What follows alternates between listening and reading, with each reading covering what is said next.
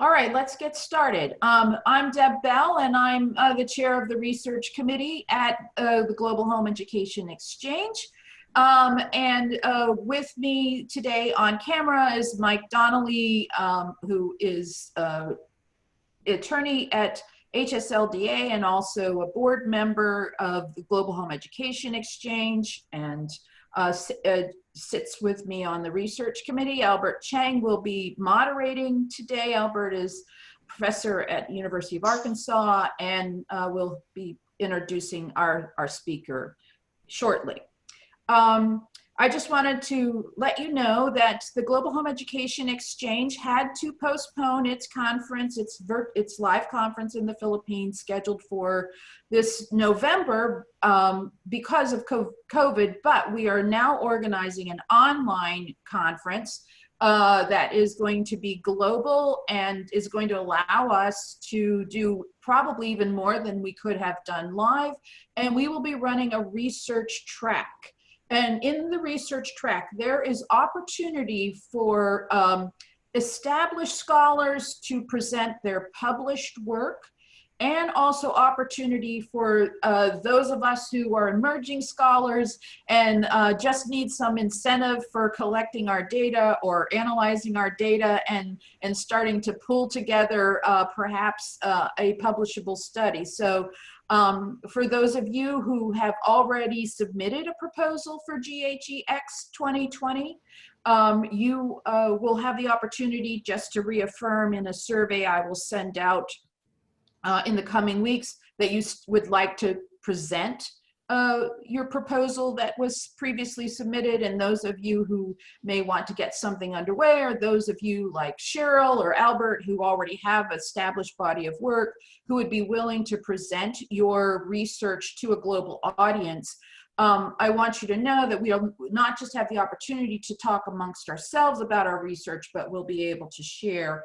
our research and our findings with a much broader audience. And we will have a variety of different time zones that are scheduled to accommodate wherever you may be in the world. Although I do think the plan is to have this 9 o'clock Eastern time zone time slot as one of the main time slots, since it seems to work for so many. So I don't want to take too much time here. Mike, do you want to add anything to my comments about the conference? I'll just say one thing. Again, it's so exciting to see all the researchers gathered here. Thank you all for making time in your day to join us. So I'm very excited about hearing from Cheryl Fields-Smith and Albert, of course. As it relates to the conference, we are working with and have an informal understanding with a journal that will publish some of the research from the conference. So there are publication opportunities still for those who will be presenting finished research at the conference. Just want to make sure that people understand that. I don't know that I think I failed to mention, we're looking at the middle of November, the week after the US presidential elections, is the tentative week that we will be holding our online conference. And I hope that many of you got the chance to see our new newsletter that we sent out, been sending out notifications from. I will follow up our presentation today with any slides or presentation or notes and handouts that Cheryl might mention. And as I get further information about the details of the conference, I'll make sure that I make that available to you, but just wanted to get you busy with your own research. So with that housekeeping chore out of the way, Albert, I'll turn our webinar today over to you. Thank you. All right, thanks, Deborah. And yeah, I'll extend my personal good morning or good evening, afternoon to everyone here. Anyway, yeah, I'm really pleased to have Dr. Cheryl Fields-Smith with us today. Let me just kind of introduce her a little bit before I turn over the time to her. So Dr. Fields-Smith is a associate professor of elementary education in the College of Education at the University of Georgia here in Athens. Well, not here, I'm in Arkansas, but there where she is in her office in Athens, Georgia in the US, where she got her doctorate nearby in Emory.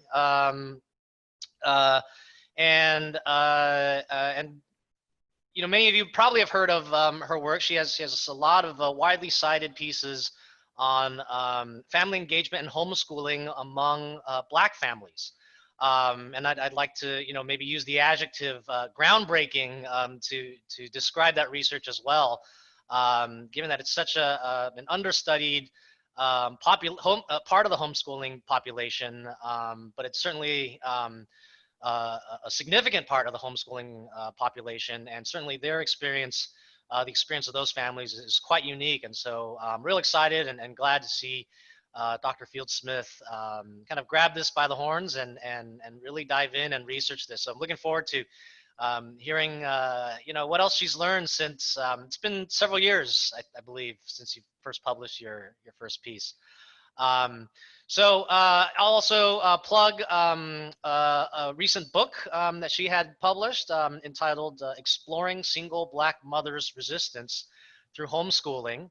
And you know, not to steal any thunder, but it details the lives, as the title suggests, of single Black moms who homeschool and who while not working full time. So again, another unique population of homeschoolers. So anyway, I do want to turn the time over to Cheryl, who will talk a bit, or Dr. Fields-Smith, about her research.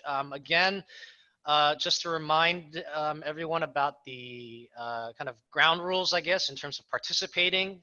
If you look at the bottom of your screen, next to the chat, there should be a Q&A button. If you click that, you'll be able to ask questions, and then I'll be moderating the questions that come up. And Dr. Fields-Smith will is happy to field them as they come up during her presentation. So, you know, feel free to interrupt via the Q&A button, and you know, I will toss the questions and moderate the questions for Dr. Fields-Smith to address.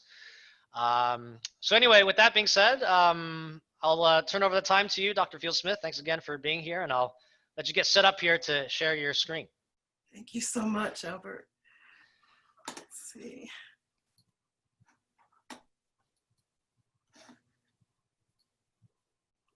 Can you see it? Yep, looks good. All right. Well, hello, everyone.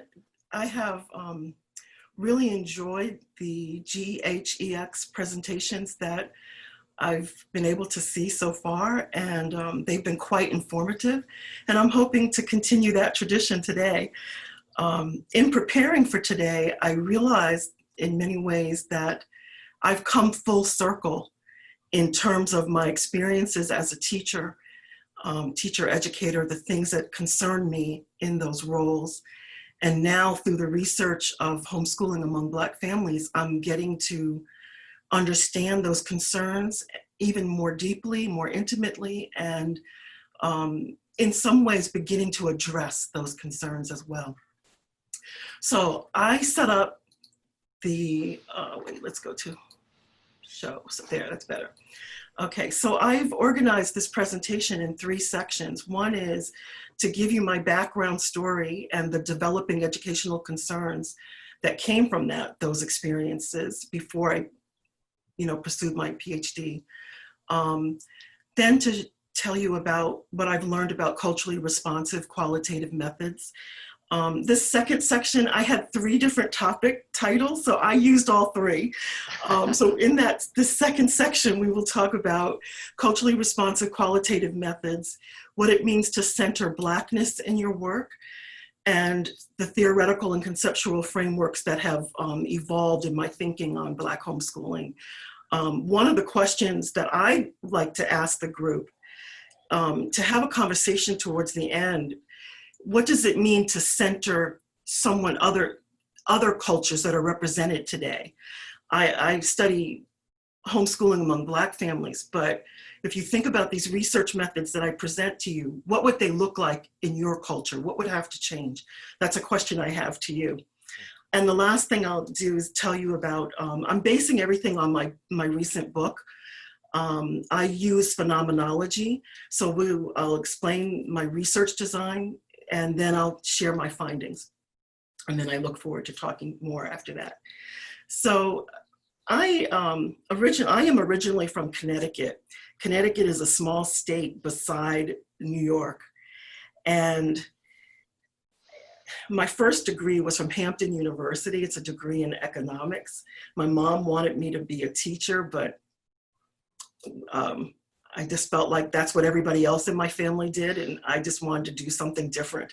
So I majored in economics. I went to work for Xerox Corporation in Stamford, Connecticut. And when I had my first child, got married, had my first child, realized that I did not enjoy the corporate environment. And so, much to my mother's delight, I pursued a master's degree in elementary education and became a teacher. So I was married with an infant son at this point when I was pursuing my master's degree full time. And you can imagine that meant that instead of 2 incomes, we had 1 income. And after 2 years of living on 1 income, I took the first teaching offer that came to me. I was not picky at all. And that was a first grade position in Bridgeport, Connecticut. Now, if you're familiar with an inner city, an urban area, Bridgeport used to be a booming industrial town. But like many inner cities in our nation, possibly around the world, Bridgeport has been left with a diminished tax base. And so I found myself teaching mostly Black and Latino children. And I wondered, what happened to Brown versus Board of Education? Not only that, but in Bridgeport, the school could not afford chalk. We did not have a copy machine. We used a ditto machine. And there was no curriculum interest in science or social studies. So we only taught math, writing, and reading all day long. And those lessons, by the way, were scripted and they were dull, the opposite of how I had been taught and trained to be a teacher. So I wondered, what happened to Brown versus Board of Education? And what happened to the idea that education is the great equalizer? I wasn't seeing any of that in my experiences. I left Bridgeport and went to teach in Stamford, Connecticut. I taught 2nd grade there. And then after being there a while, I moved on to Norwalk, Connecticut. I lived in Stamford. I grew up in Norwalk. These were suburbs. And it was the opposite of Bridgeport. We had state-of-the-art equipment. I even had a teaching assistant in these schools that was my teaching assistant. We partnered, didn't have to share them with anyone. I was teaching in a magnet program in both districts that was based on what is known as the Bank Street method. Bank Street was formed by a former student of John Dewey. So everything was based on student-centered experiential learning.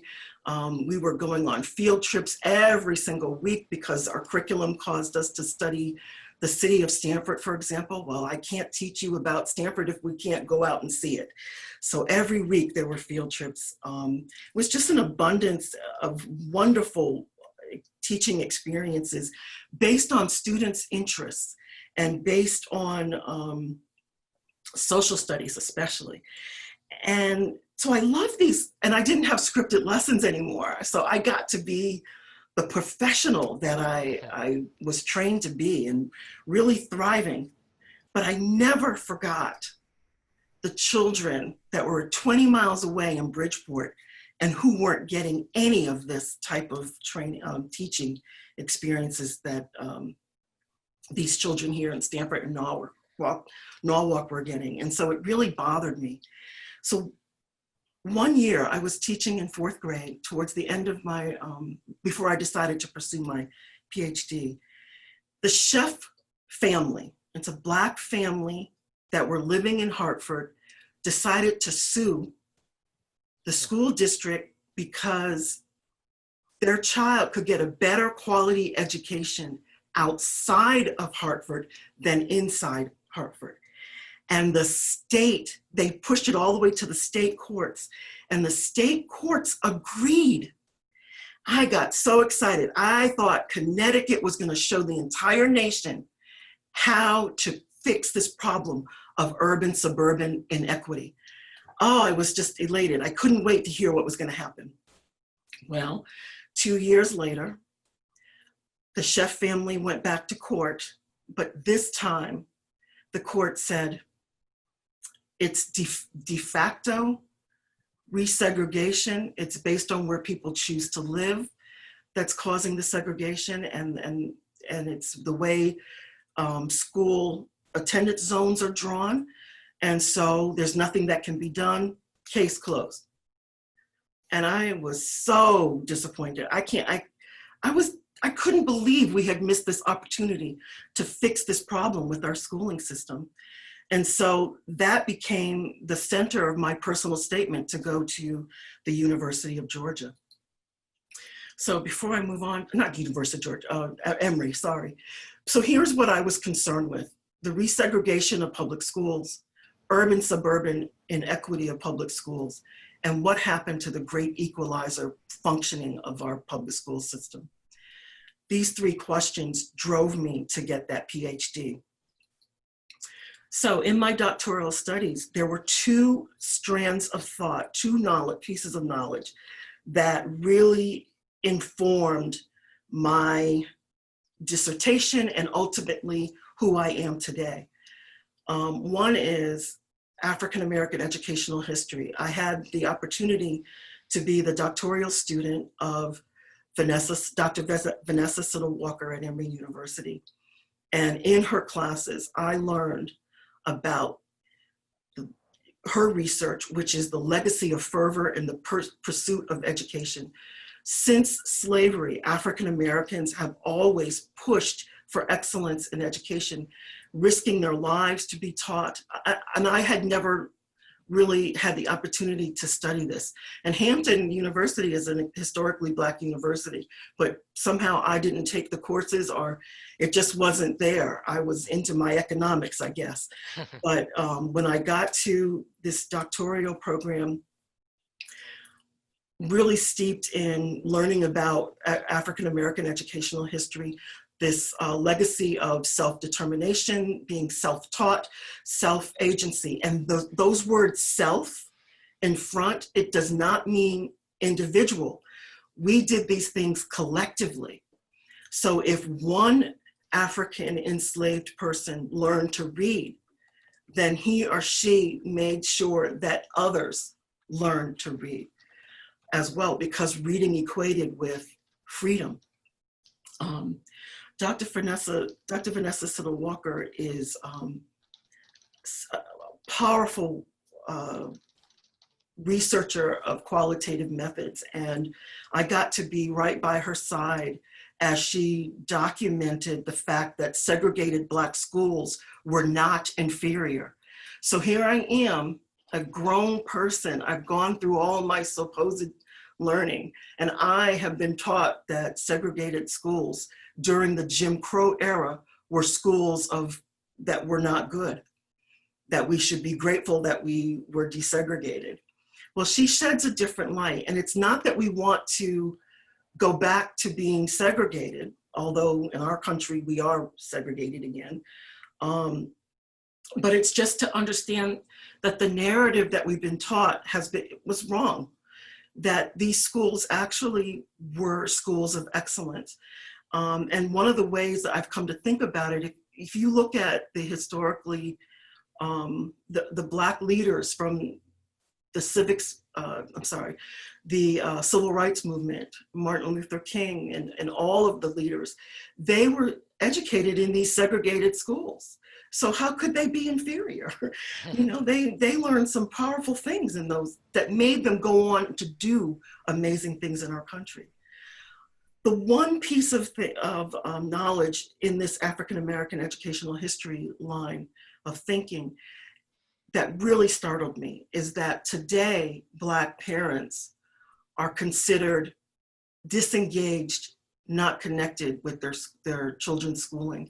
And I disagreed with that so much. I was like, how can we be perceived that way? So that's what my dissertation focused on. I learned in my doctoral studies that the questions I asked are more towards qualitative research than quantitative.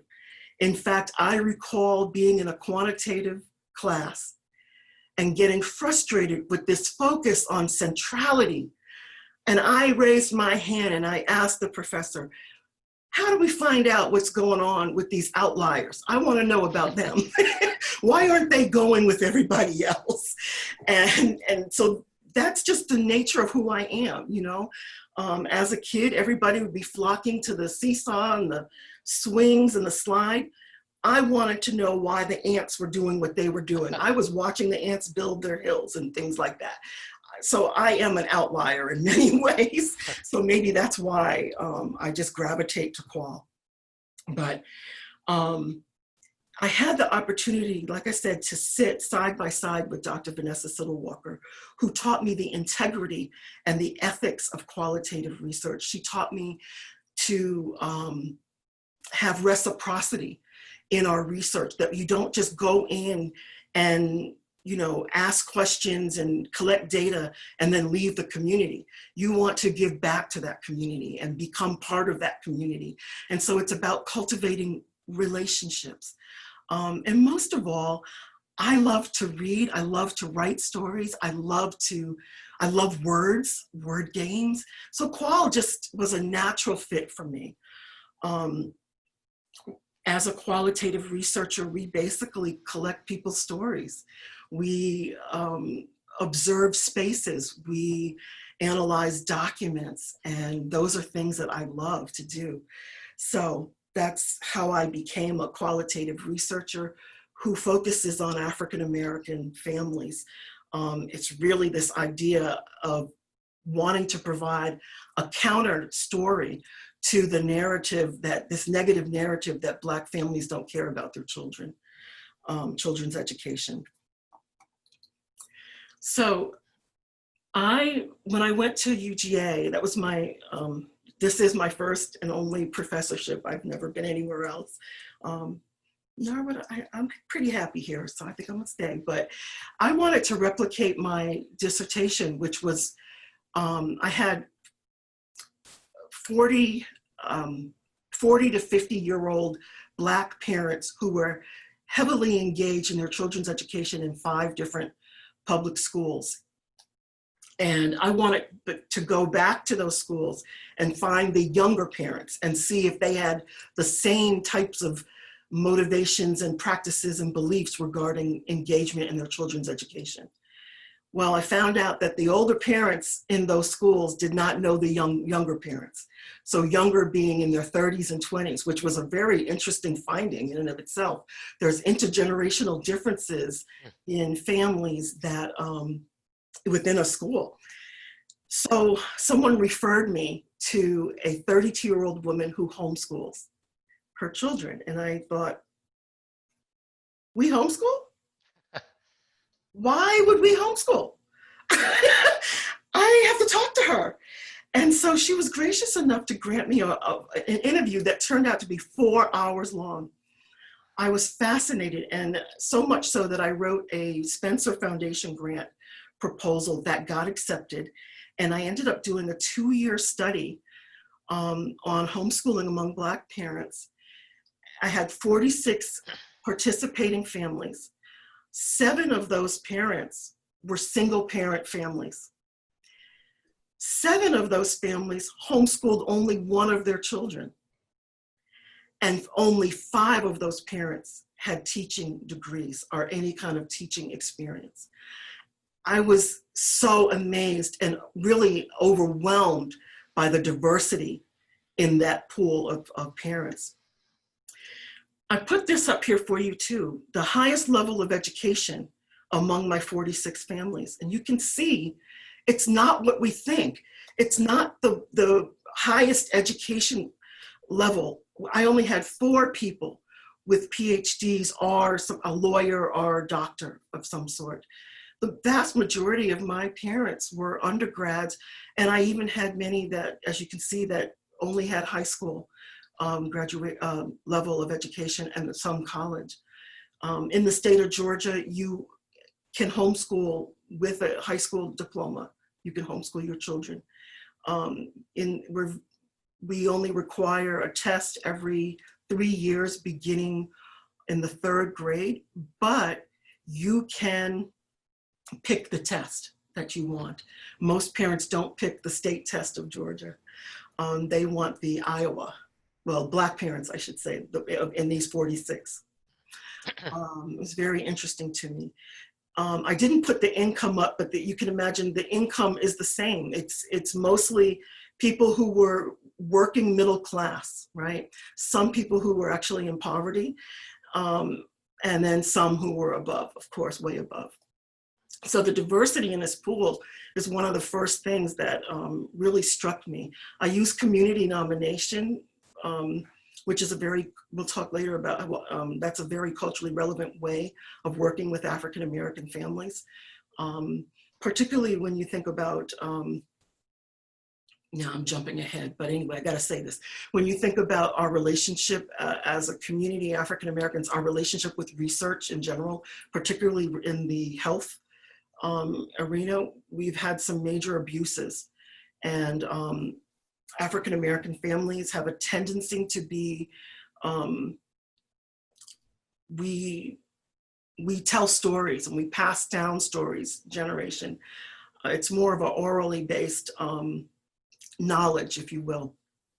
And so we tend to shy away from research, particularly related to health, but I wanted to make sure that someone who knew someone was introducing me to the families that I would be working with, not that I would just put out a flyer and see who participated.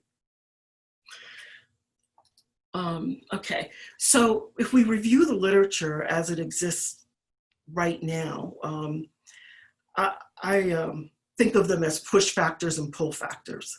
So we know that the factors that push African-American families out of traditional schools, whether they're public or private, and they even leave charter schools too, is the fact that the schools have been resegregated.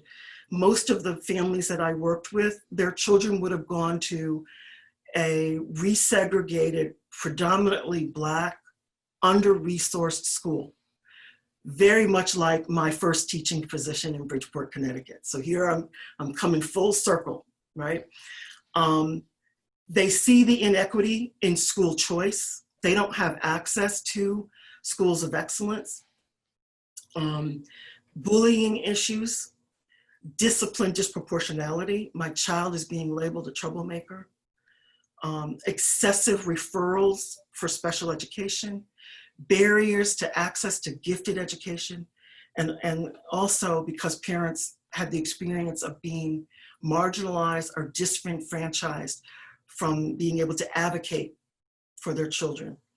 All of these things have been researched, but they're usually researched separately. What I find is that the families that when they talk about why they decided to homeschool, it's a combination of these factors. It's not one thing. These things happen simultaneously for African-American families, which is really disheartening to think about having to. So if you see African-Americans being successful in traditional schools, public, private, or charter, they've overcome this somehow.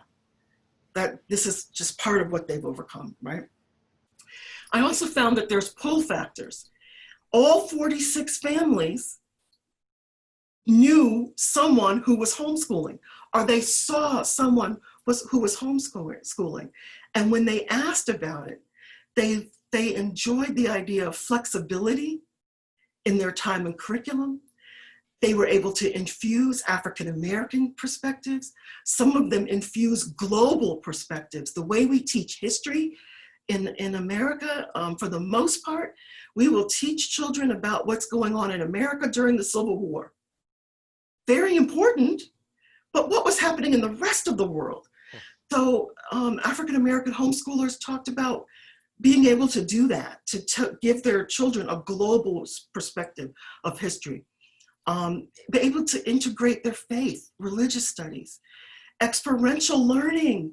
Now I'm back to the learning that I love, right? So this is what I mean by my full circle. You know, going to the grocery store is a learning experience for their kids.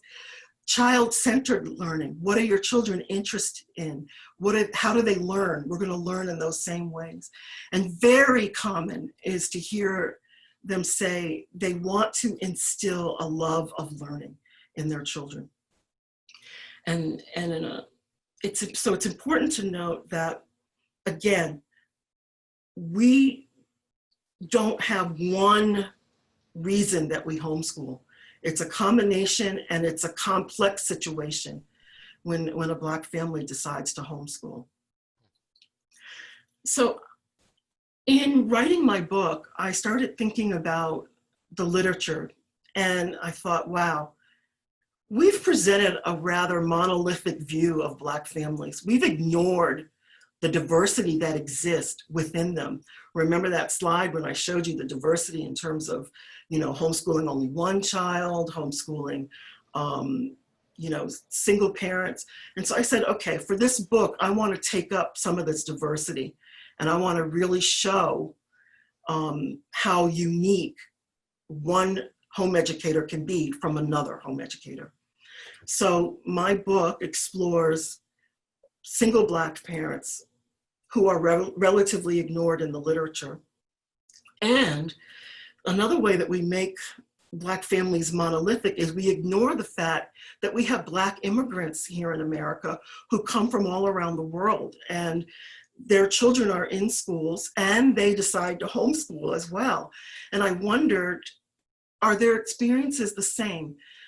Christina Greer wrote a book called Black Ethnics, and I had a chance to meet her several years ago and hear her talk. And one of the things that she talked about is this notion of the elevated minority.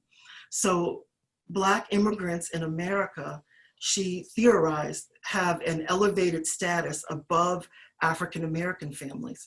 So there's these hierarchies that might exist within what we call the Black homeschool community. And I wondered to what extent that, you know, that existed. And so in my study, one of my moms is a Black immigrant from the United Kingdom. And so you'll hear her story.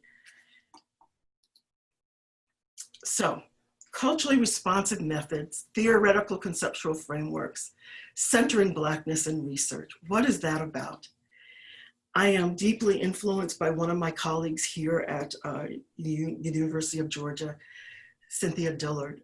Dr. Dillard has a school and a home in Ghana, West Africa, and I've had a chance to go visit 3 different times. Her work opened up so much for me in terms of what theoretical frameworks I should be using in my research. And here's a quote from one of her books. This is her 2006 book called On Spiritual Strivings. And she says, one's epistemological basis for research must engage in relevant cultural understanding and theorizing that is informed by the insights of those experiencing the world as the very phenomena being explored. So what she's basically saying is, we have to use theoretical frameworks, conceptual frameworks that are aligned with the ways of knowing that represent the people that we do research with. For me, if you follow my body of work, my very first publication on Black homeschooling was 2009. We can even go back to that Spencer Foundation proposal. If you were to read that proposal, I was using family engagement frameworks, social capital, parental role construction theory, cultural capital, those kinds of frameworks. I even called that proposal like extreme involvement. I was conceptualizing Black homeschooling as extreme family engagement. And it wasn't until I got in there and started listening to what they were saying, and I realized these lenses are not fully capturing what's happening here. There's something more than family engagement happening here. And so over the years, I came across things like the link between Black family engagement and Black feminist thought, critical race theory. And these are frameworks that were created to understand African American lives. Most of them say it's very, very important for us to link to history when we're talking about Black families. And so, whoops, I jumped ahead of myself. I did.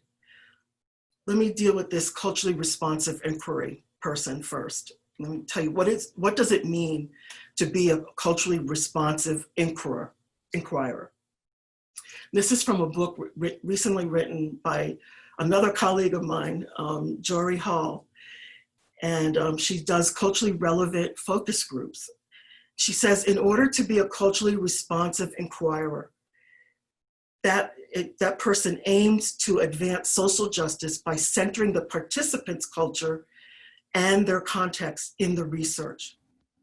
A culturally responsive inquirer positions self as a lifelong learner, learning and unlearning how to value the culture of participants in research.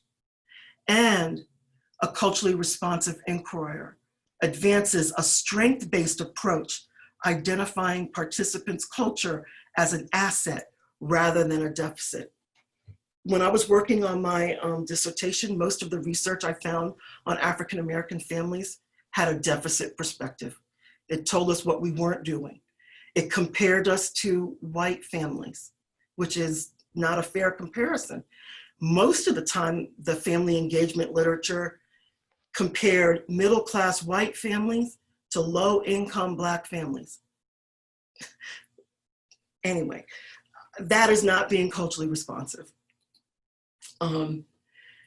So what it means for me as a researcher of African American families that homeschool their children, I have to center Blackness.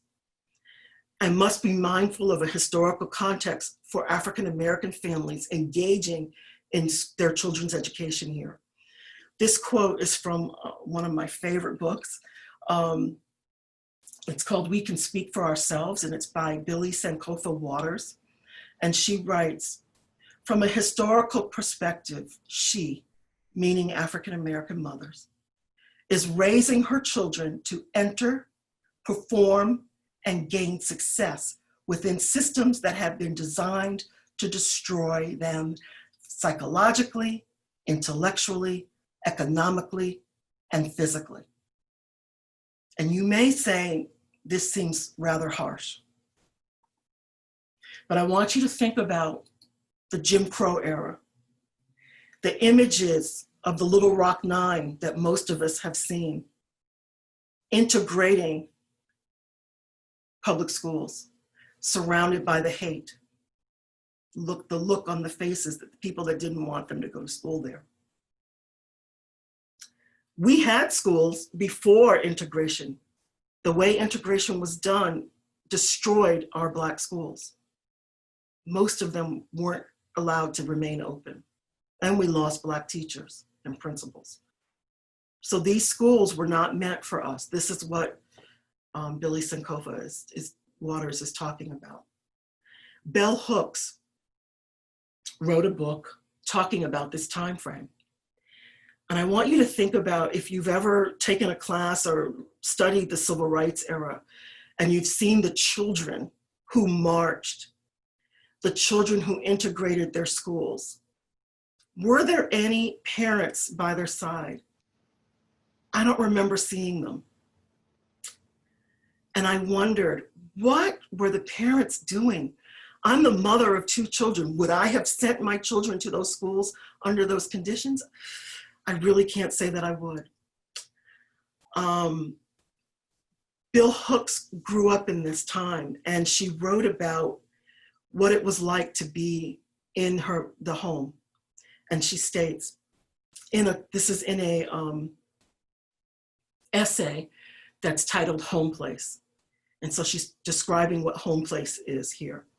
In our young minds, houses belong to women, were their special domain, not as property, but as places where all that truly mattered in life took place. The warmth and comfort of shelter, the feeding of our bodies, the nurturing of our souls. There we learn dignity, integrity of being. There we learn to have faith. And so Homeplace, it became a place where moms in particular created a place where kids could get edified, built up, so that they could go back out and face the prejudice, discrimination, and racism that they would face day after day. That's what parents were doing during this time. And I have come to, when you have to read that whole essay to see what she does. She talks about Frederick Douglass's mother. If you read Frederick Douglass's writing about his mother, he has very little to say about it. He blames slavery for not being able to have access to his mother. However, Bell Hooks writes about the fact that whether Frederick Douglass realized it or not, his mother, who would work as an African enslaved person in the fields 12 miles away from the home that she lived in, every day would walk back home just in time to hold him so he could, as he fell asleep. That was what she could do. She did what she could do.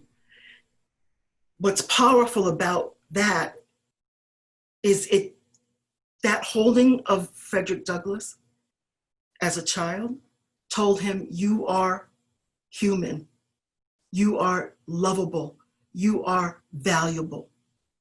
Whether she had to say those words or not, the fact that she ran home each night in time to do that sent that message to him every night.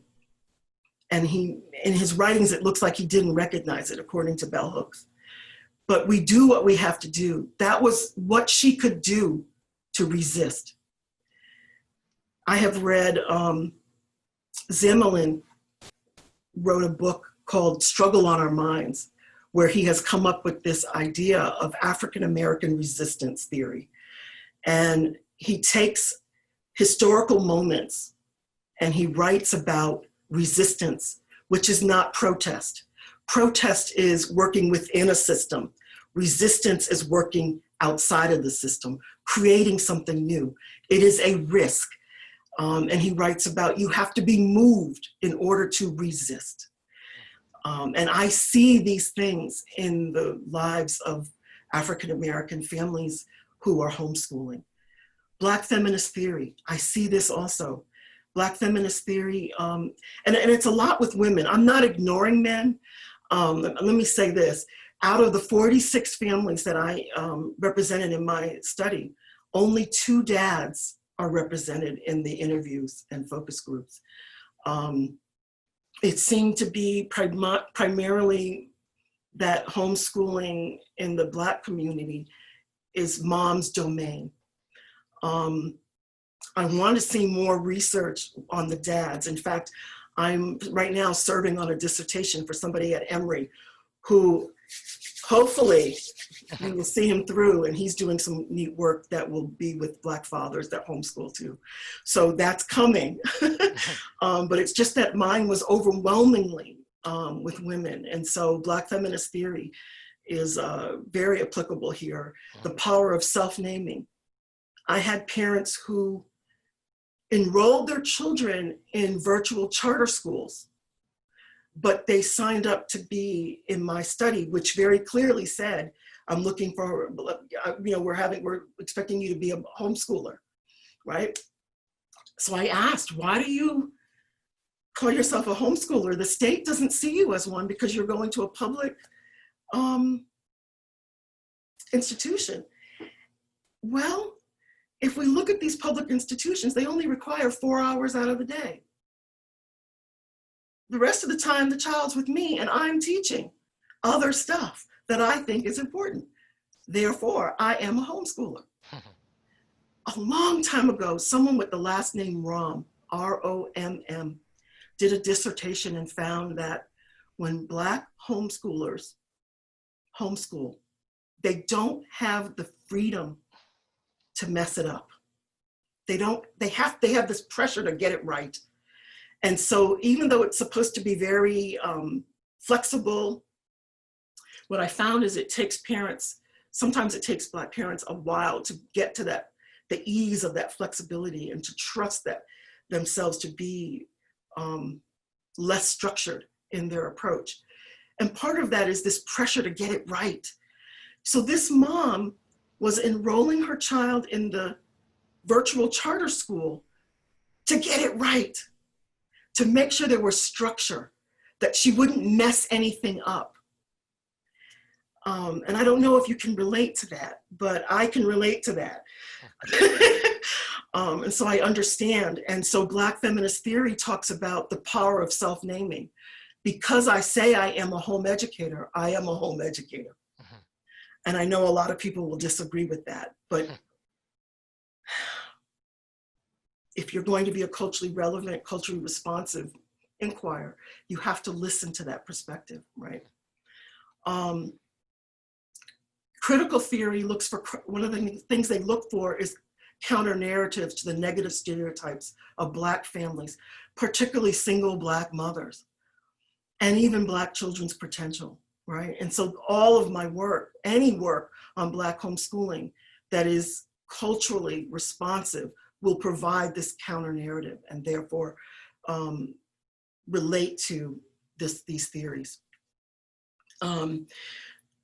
So my research question for my book was basically why and how do these single Black mothers, notice I said these single Black mothers, decide to do what seems to be so impossible, foregoing full-time income in order to serve as their children's primary educator. To me, it sure is a lot easier to send your child to school, or is it? Remember that list of all the push factors? If you don't want to deal with that, it's not so easy then to put your child in a traditional school. So I do interpretive phenomenology. Interpretive phenomenology is, well, phenomenology has two main camps. Descriptive would be when you use your researcher's journal. Here's my researcher's journal for my current study. All the information I put in my researcher journal is how I feel after I do an interview, what I want to remember about the way it felt to do this interview or the sister circle, what I'm thinking about, what connections I'm making. If you do descriptive, all of this would have to sit on a shelf. You'd bracket. You can't use it, you keep your data pure. And I thought I was doing that when I did my dissertation, but when I came to UGA, I met a former colleague who he's since moved on to another university, Mark Vogley, but he opened my eyes to this interpretive perspective of phenomenology where my researcher's journal actually helps me interrogate the data. I can use this to better understand what's happening and to be closer, to be more valid in a way, because I'm being more authentic about my reactions to the data, right? So I do interpretive phenomenology, and phenomenology simply means I want to understand homeschooling from the perspective of the people who homeschool. So from the Black parents who sign up for my study, I want to know how you feel about it, not what I feel about it. but what you feel about it. When you do qualitative research, you must take time to do a positionality statement or to do your researcher's bias, to get it out there.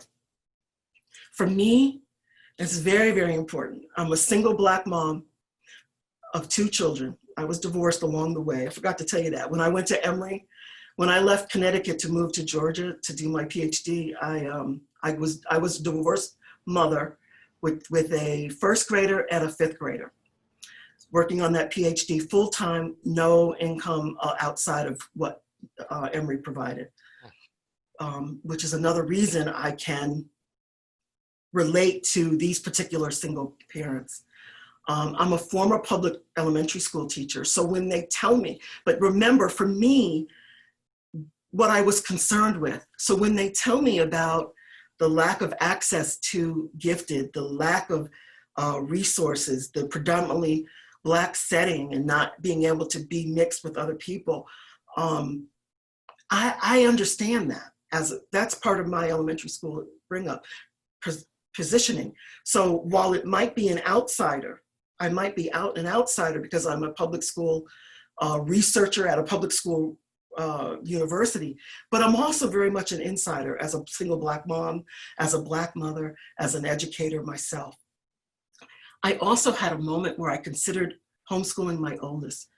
My son was scheduled to go to a middle school that had a really bad reputation, and I did not want him to go. And as it worked out, they opened up a brand new high school and he was able to go, and that's what we did. And so I ended up not homeschooling, but I did consider it because I couldn't afford private school at that point. Again, I told you I used the snowball sampling. It's also called community nomination. That's how I write about it, community nomination. So I ask people in the community to refer me to other people in the community. So my single Black moms, I have 4 of them. I don't know if you remember, there were 7 in the total of 46. I focused on these 4 because they had no full-time employment outside of their home. And I marveled at that.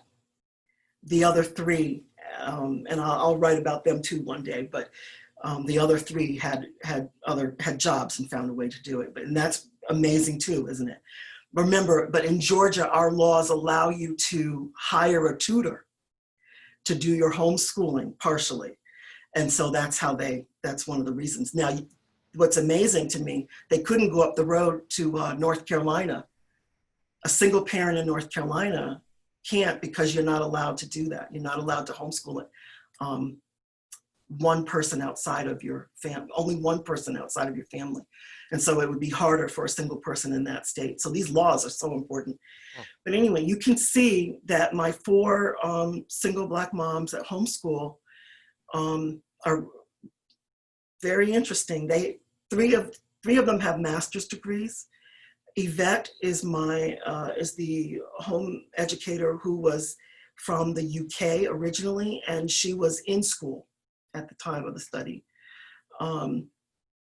My oldest mom was a mother of 5, and she had been married, decided to homeschool, married, but she was actually living, after the divorce, she could not afford to live where she was living. She had to move to a rural area, and she was living in the projects at the time and would take jobs, like she would tutor people's children. She would sit with elderly people in the evening when she could. But she did what she had to do for her children. I'm gonna keep going. I have no sense of time, I'm sorry. Well, yeah, just keep going. I mean, you have about 10 minutes left. Okay. There are a couple questions which I'm kind of saving as well, because I think you're gonna cover some of these. Okay. But we'll get around to it. So again, if you still have questions, feel free to keep adding it to the list. I'm coming to the end, thank goodness. Yeah. So I had a multi-phased, open-ended interviews. I recorded them and transcribed them verbatim. I like to do my own transcription. It gives me a way to live out the interview again. And I used sister circles, which can be sister, sister, circles, culturally responsive focus groups. And I wanted to tell you a little bit about what makes them different from a focus group. So they are intended to be empowering, inspiring, and edifying for all participants, including the researcher. The researcher becomes a member of the group and is part of the circle. Communication is dynamic, verbal and nonverbal, and that we are free from standard oppressive constraints of expression. So if in a circle we talk over each other, that's a good thing. All right? If we answer each other's, finish each other's sentence, it's a good thing. If we interrupt each other, it's actually a good thing. Now, the way I wrote this up in my IRB proposal, sister circles provide validation and refinement of emerging themes found in data analysis, while at the same time providing a space for Black homeschool mothers to support and encourage and empower one another. That is really different from a focus group, which has the researcher as collecting data, the center point of facilitating the conversation. Very, very different from a regular focus group. I use In Vivo software to manage my data and do the initial coding. I code initial interviews first. I bridle with that researcher journal. This requires multiple readings. I cannot stress enough, multiple readings of those transcripts in order to understand what you're seeing. Then I start looking across the home educators to see what emerges. In this book, motherhood beliefs and spirituality were really huge and common among them, but very different for each mother. And I like to go away from the software. I'm still old school, and I create if there's any qualitative researchers out there, you'll know Bogdan and Bicklin, the matrices. So I'll take the theme and I'll put the data in it. And I want to really be able to see the nuances of that theme. So we don't have validity and reliability in qualitative research, but we have trustworthiness. There are many, many strategies and methods to ensure trustworthiness of a study. I use credibility and dependability, and this is the way I do that. There's many ways to do credibility and dependability also. These guiding questions I use for myself. This is what I'm asking myself.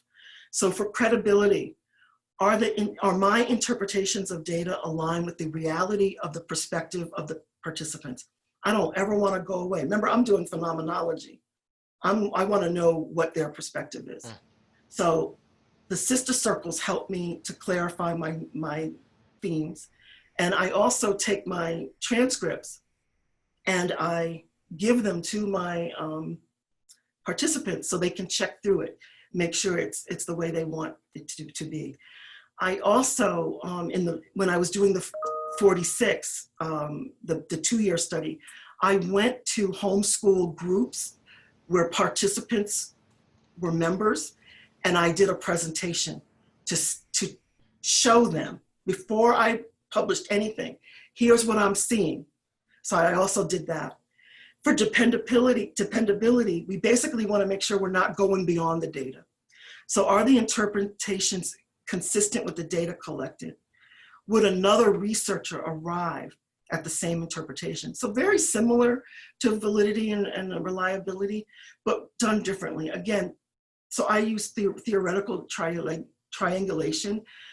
If I'm conceptualizing Black homeschooling as resistance, do I see resistance? Is it clear in the data what people are resisting? And then methodological triangulation, just making sure that I have more than one way of checking that my methods are accurate and on point. So here's some things I found. These 4 single mothers had very different ways of entering into homeschooling. Margaret decided right from birth.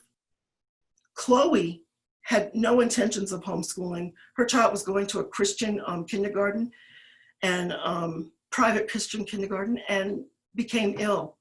And so she needed to stay home with her child, the doctor said, for a week. When she told her job said, well, you could do that or you could keep your job. She said, I gotta take care of my child. While she was home, she realized that she lost her job. So she ended up staying home longer than a week. And she started going to the teacher store, met somebody that went to her church, found out that person was a home educator. Next thing you know, she dived into it and she was doing it. Dahlia, she decided as a single parent, but not until she tried 4 different public schools, traditional, magnet, and charter. I'll tell you more about her in a minute, I think. And Yvette, she decided as a single parent after trying 2 different schools. She only homeschooled one of her sons. She had 2 sons, only one, not the other. So one son was thriving in the school environment. She kept him in. And she homeschooled the other one. We'll talk more about Yvette. So all of the parents talked about expressions of empathy and support for public schools. This really surprised me. One, we can see the fact that she kept her child in public school, Yvette, so she respected that environment for him. But she also said, I think that the reason teachers, have had to call parents in is for help because there's so much pressure on the teachers and the amount that is expected of them. Because it is no longer just about teaching, is it? It is just so much more than that now. And back then, teachers used to come to school, do their teaching, get the respect that they deserved, and even respect, that's just out the window.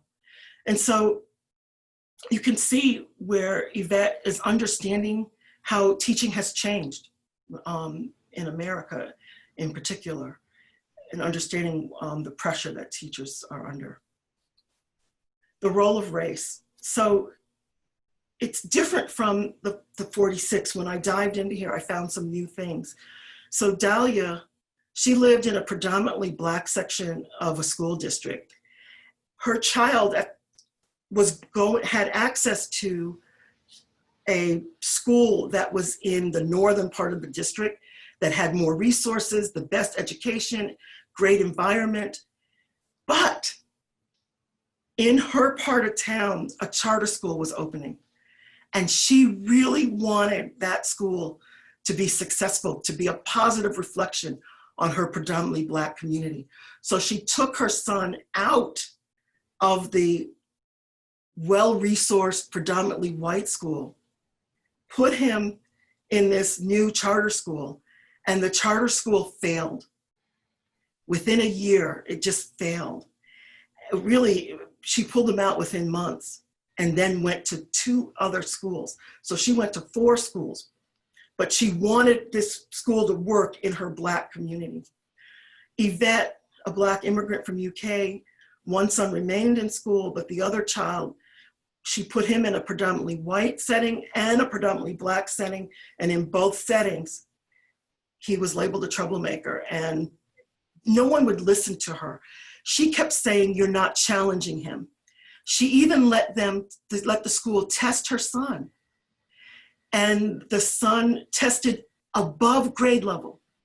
And they still wouldn't put him in gifted or give him more advanced work. So this is that marginalization, this disenfranchisement. And so here, elevated minority status, for that son, no, she didn't have it. They didn't care. Homeschooling as a mother's right. This is Margaret, who homeschools living in poverty, living in the projects, homeschooling. And she said, understand I'm not looking for a quote unquote superior education. I just want to spend time with my kids. Margaret would have been a mother who would have had to live in the rural area, but her work would have been in the metro area. She would have had to commute 1 hour back and forth in each way, so it would have been 2 hours. She would have been the parent that wouldn't be showing up to the parent-teacher meetings or to conferences. It would be a struggle for her. So she doesn't have to do all that. It's her right, she says. to homeschool. And finally, what did I find that works for Black home education, for Black students, based on what homeschoolers do? Experiential learning, child-centered curriculum, integration of community service and entrepreneurship, African-American perspectives, spirituality, faith, arts, movement, children's interests, vocational learning. I mean, you talk about coming full circle. These are things that we don't see in school very much now. Most of all, to foster a love of learning. It's not about memorizing facts. It's about really learning. So, I do want to say one other thing that came from this work is what I'm doing now, and that is homeschooling as a pathway towards healing for African-American families. I'm doing sister circles virtually, which is very challenging, and doing individual interviews to find out what types of healing have Black families found through homeschooling. Okay, I'm done. Well, thank you, Dr. Fields-Smith. That was fabulous. I and curious to just hear a lot more and learn about these families that you engage with. So, I mean, there's been a couple questions from the participants here, and I'll try to merge them together so that we can cover as many as we can.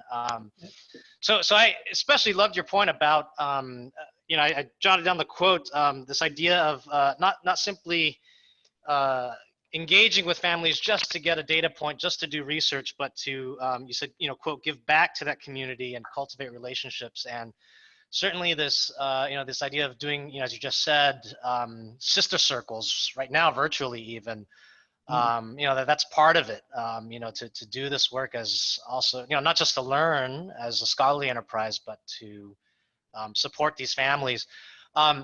So a couple questions related to that is, one, so, we do have qualitative researchers here with us. What's your maybe, best piece of advice for helping them cultivate these kinds of relationships? And then a related question that Kathleen Amons has asked is,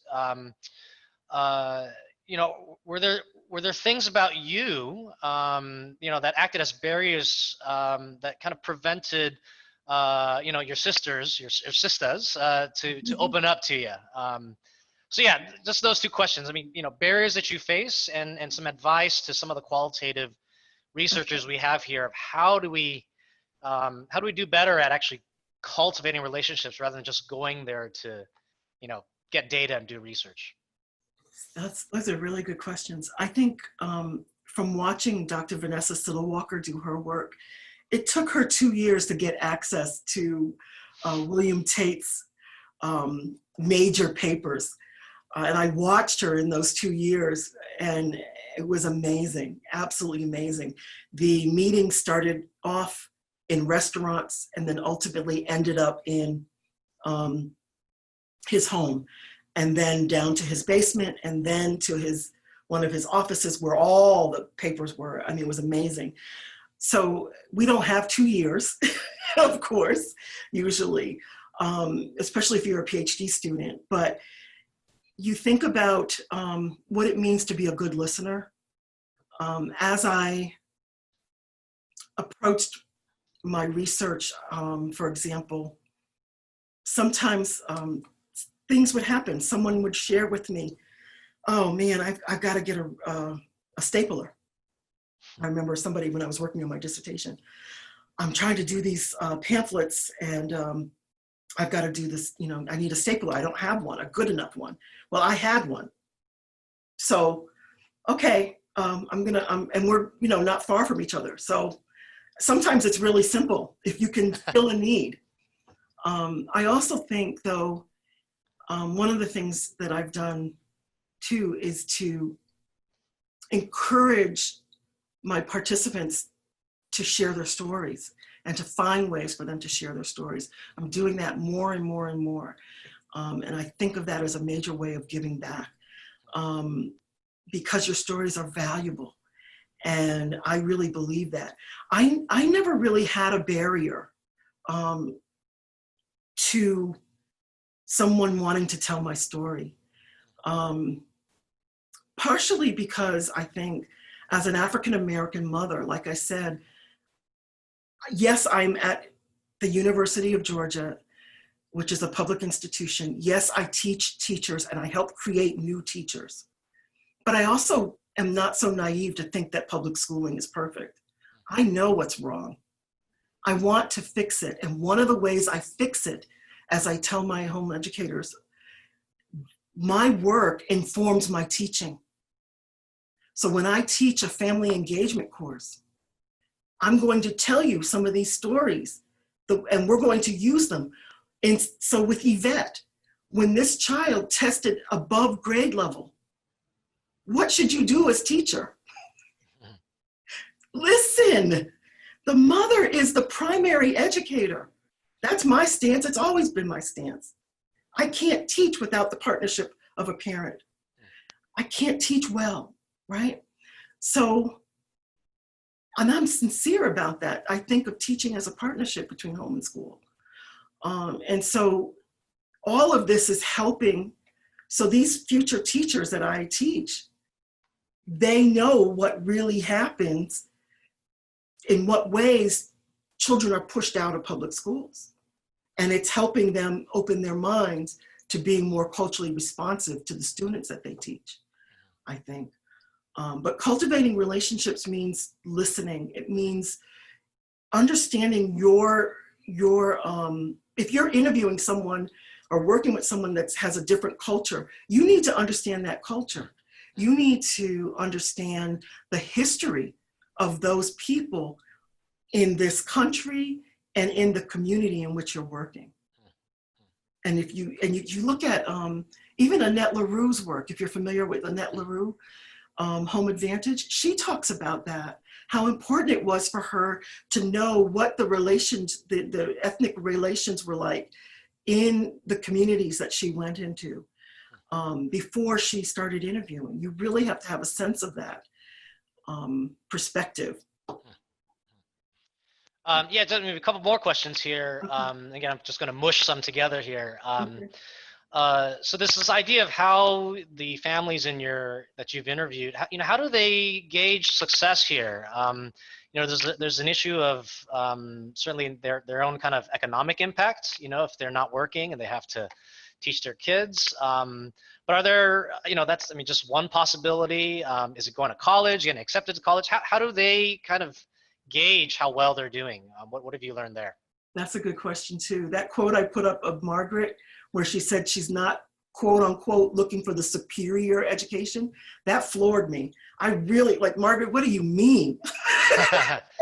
Well, it really didn't matter to her if her kids went to college or not. Successful for her meant that she was raising children who had good character, that they were going to make a contribution to society somehow, that they were happy and well-rounded, that they had their faith.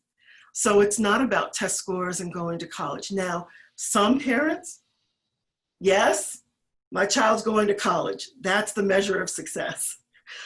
So they are very diverse in, I would say, in what they expected of their children. But someone like Margaret, Margaret's background was in construction. And one of the reasons she was out of work is because it was during that decline of the market. And so she made sure, she had 2 girls and 3 boys. And she made sure, at the time she was homeschooling the 3 boys. 1 girl had passed away, sadly, and the other was in college. So, but she made sure those 3 boys had vocational training. They were learning to be carpenters, electricians, whatever. So to work with their hands as a way of ensuring they would always have income. So making sure you can always take care of yourself, that was very important to her. So it varies, but it's not aligned at all with what we say in public schools, really, sadly. Well, all good things must come to an end here. And so, I think we could sit here for much longer. And there are some other questions that are left that we didn't get to. And if you wouldn't mind, I'll refer them to you to answer directly. Oh, yeah, I'd love to do that. But in closing, I just want to, last bit of advice for the folks here. One of the challenging things about qualitative research, which you've really alluded to, throughout your presentation is, finding your voice, being able to tell the stories of the people you interview and are studying and observing, the phenomena, right, that you're looking at, with integrity. One of the challenges that I hear most of the time, or all the time, and see people struggle with is, there's a tension between, having that kind of, shall we say, artistic license to kind of tell the story rightly, versus feeling constrained by, when in these qualitative methods textbooks, they say, oh, you have to include a section on this and that. And then so your writing then comes in tension with certain requirements of like, oh, I have to go through this formal structure. And so what's your advice on writing well? Like how have you learned to write well and tell your stories well and with validity? So just, I know that's a big question maybe, but what's your one bit of advice for that? That's such a powerful question to ask me. I don't know that I write well. which is a sign of a good writer, I think. A good writer never says they write well. I tend to try to write. I try to write with passion always. And I tend to try to write for my reader. So I want you to not be bored. I want you, and so when I'm reading my own writing, if I'm bored, I have to change something. That's really what I go for. I don't want you to be bored when you read something by me.